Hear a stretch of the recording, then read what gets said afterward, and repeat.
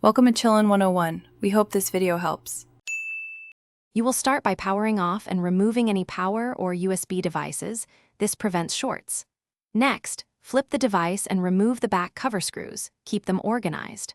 Once open, inspect the spacebar area, check the keycap retention clip and the rubber dome for visible damage. Use compressed air to blow away debris under the key. Make sure to document orientation of stabilizer bars so reassembly matches how you found it. You'll now remove the spacebar keycap carefully from an outer edge to avoid breaking clips.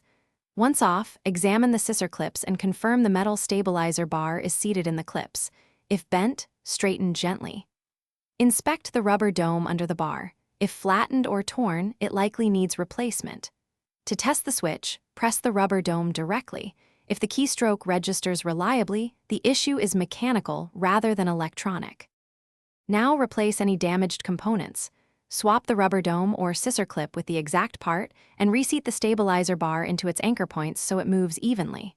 Once components are aligned, place the spacebar keycap over the clips and press evenly until you hear 2 clicks. After reassembly, boot the Chromebook and test multiple presses and holds. If the key still fails, perform a soft reset and check keyboard settings. If issue persists, consider ordering a replacement. Thanks for watching. Consider subscribing if we helped you.